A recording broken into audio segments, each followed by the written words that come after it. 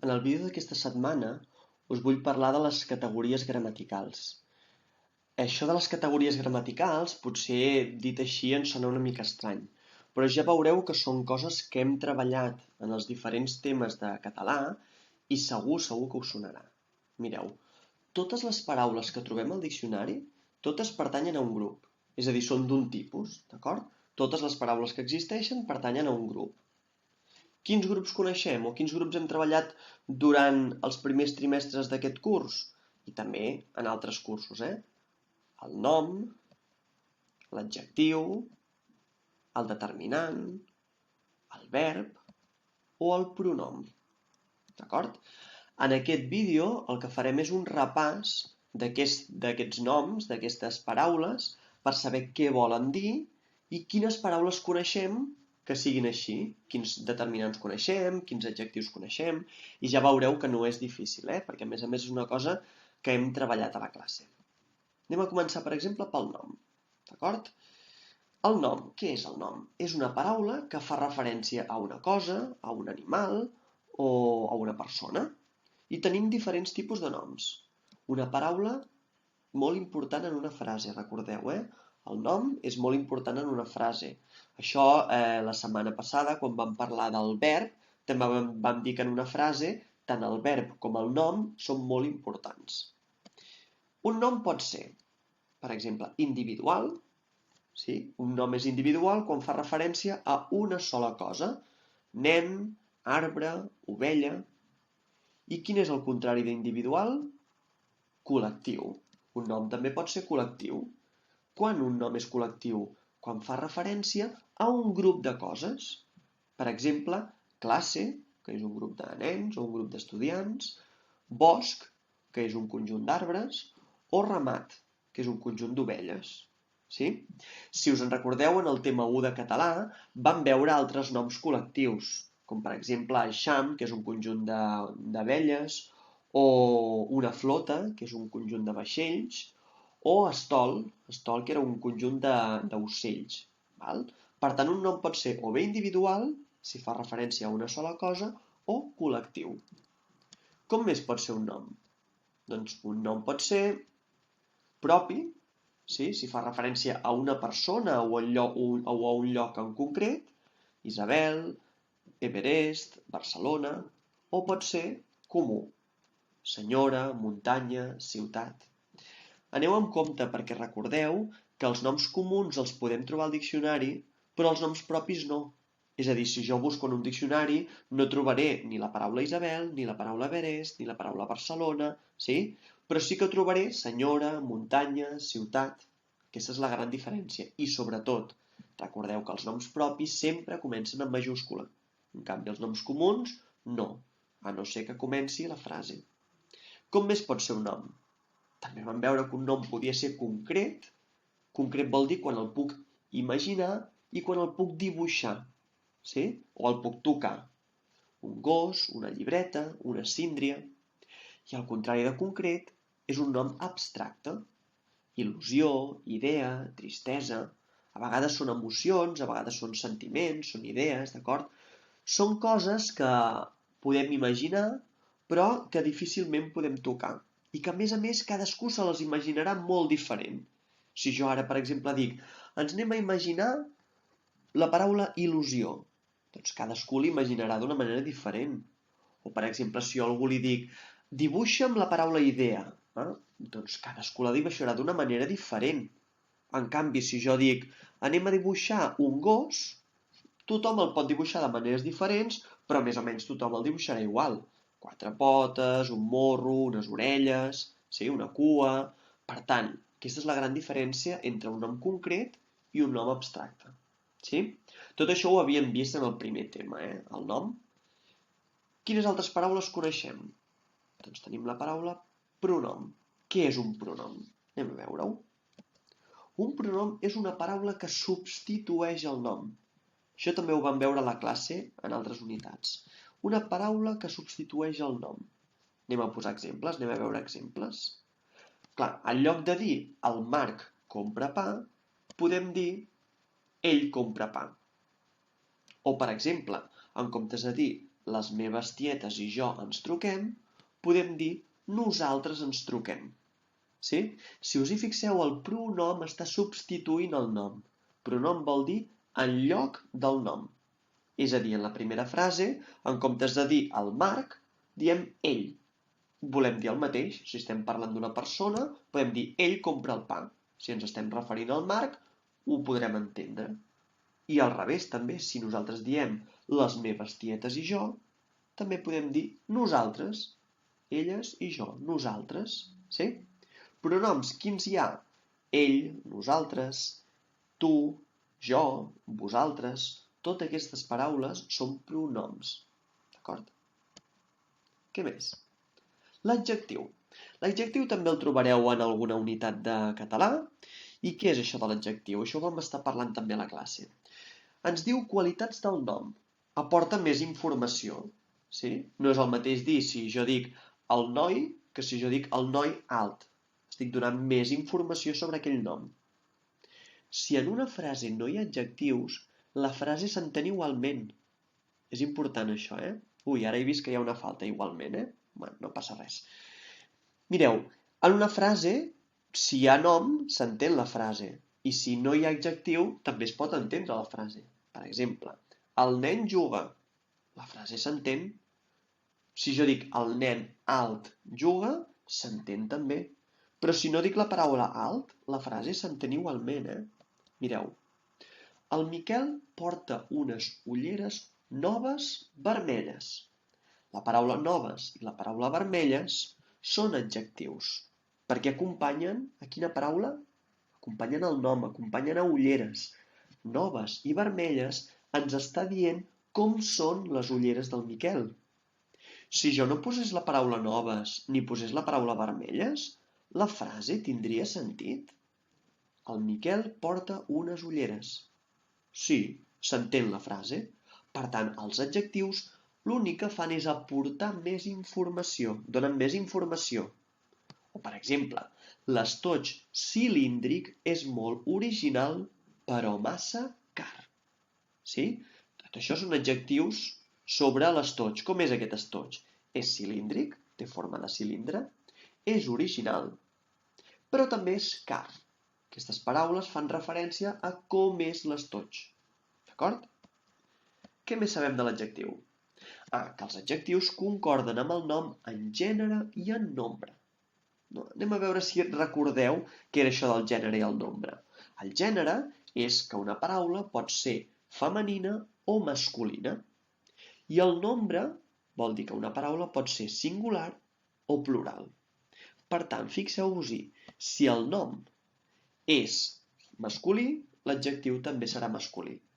Si el nom és femení, l'adjectiu també serà femení. O si el nom és singular, l'adjectiu també serà singular. Per exemple, el cotxe petit. Cotxe és masculí i singular. Per tant, petit també ha de ser masculí i singular. I si ho passem al plural, clar, tant el nom com l'adjectiu canviaran. El cotxe petit, els cotxes petits. O la maleta petita, les maletes petites. Tot canviarà. Això és important, Ara bé, hi ha adjectius variables i invariables. I què vol dir això? Que hi ha adjectius que són iguals en masculí que en femení. Mireu aquest exemple. Un noi elegant, una noia elegant. Fixeu-vos-hi, noi és masculí i noi és femení. Però elegant no ha canviat, perquè elegant és un adjectiu invariable que no canvia. Elegant i elegant no canvia si és femení o si és masculí. I, per exemple, aquí sí que canvia. Aquí sí que l'adjectiu és variable. Els llapis barats. Sí? Llapis barats. La paraula llapis és masculina. En canvi, cases, que és femenina, les cases barates. Canvia. Barats, barates. La paraula barat és un adjectiu variable que canvia. Sí? Molt bé.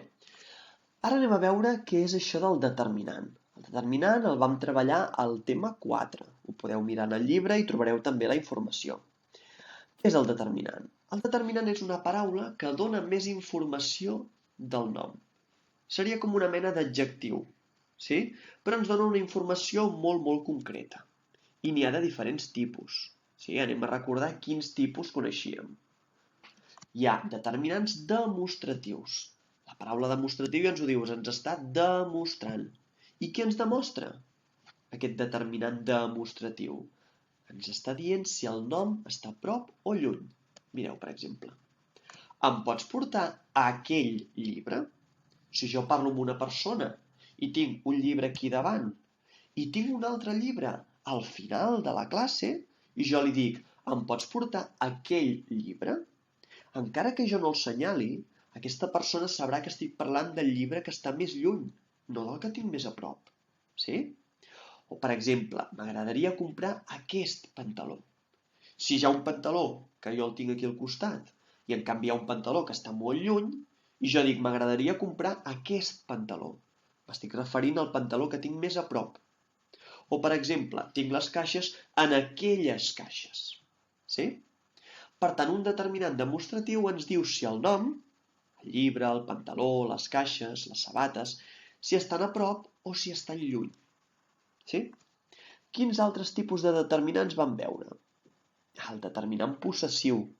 El determinant possessiu ens diu de qui és una cosa. Per exemple, la seva camisa és lletgíssima. La seva. De qui és aquesta camisa? D'ell o d'ella. Sí? La seva camisa. Estic dient de qui és la camisa. O, per exemple, la nostra classe és la millor. La nostra, la de nosaltres. Sí? En comptes de dir els noms de totes les persones que hi ha a la classe, dic la nostra classe. La de nosaltres. O, per exemple, els teus cosins. T'està dient de qui són aquests cosins. Els teus, de tu, els teus cosins. Sí? Hi ha altres possessius, Meva, teus, nostres, vostres.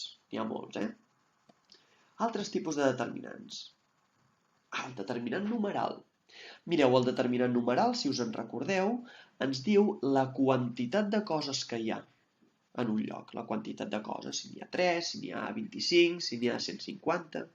I recordeu que els numerals poden ser ordinals o cardinals.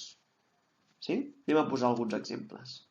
Per exemple, la frase tinc 8 cartes de Brawl Stars. La paraula 8 és un numeral. I és un numeral cardinal. Sí? Cardinals són els números tal com els fem servir habitualment. 8, 12, 14, 325... Tinc 8 cartes de Brawl Stars. En canvi, a la frase vaig a la classe de quart, quart és un determinant numeral i en aquest cas és ordinal. Ordinal, la paraula ordinal ve d'ordre. Quan faig una cursa, quan estic en una classe, sí? He quedat primer. Primer és un numeral ordinal. Visc al 5è pis. 5è és un determinant numeral ordinal. 5è, quart, 7è, 8è, 24è... Tot això són numerals ordinals, d'acord?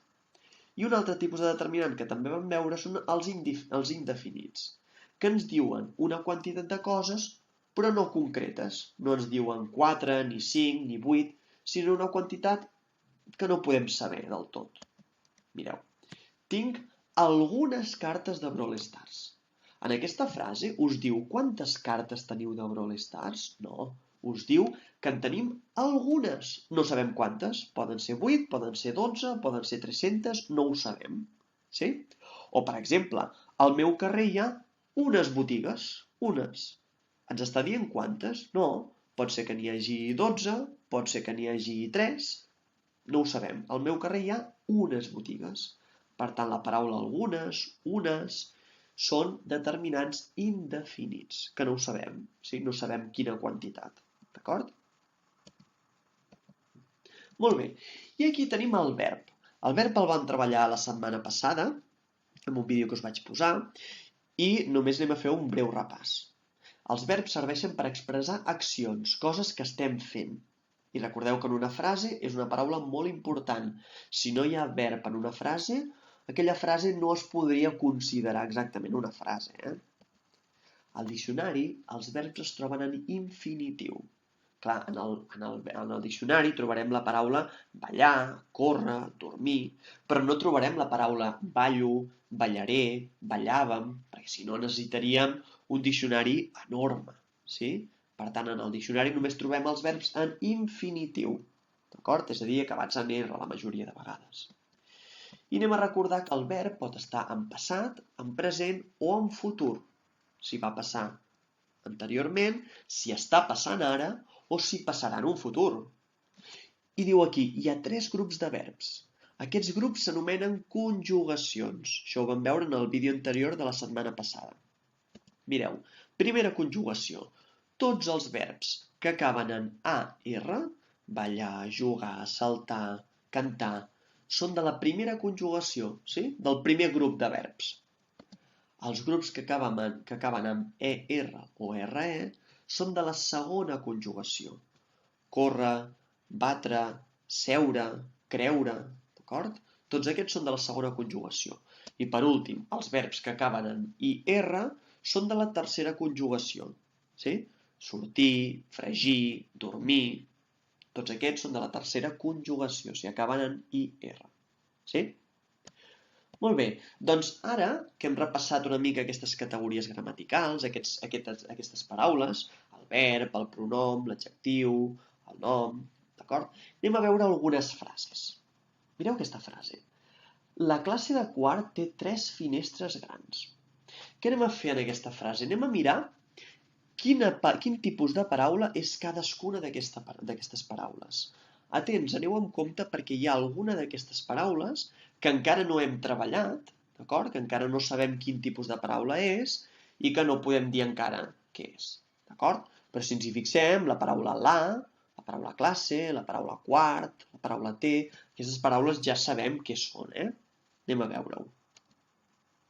Mireu, la paraula la paraula quart i la paraula 3 són determinants. Anem a veure quins tipus de determinants són. La és un article, un determinant article. Recordeu que hi ha diferents tipus d'articles, El, la, els, les. Sobretot aquests 4. Quart també és un determinant. A veure si recordeu quin determinant és. És un determinant numeral. Numeral ordinal, sí? Primer, segon, tercer, quart, cinquè, quart. I 3 també és un determinant també numeral. Numeral cardinal. 3, 25, 8, 3. I després tenim noms. Classe i finestres són noms. Sense aquestes paraules la frase no s'entendria, Classes i finestres. I després tenim la paraula té, que la teniu en verd.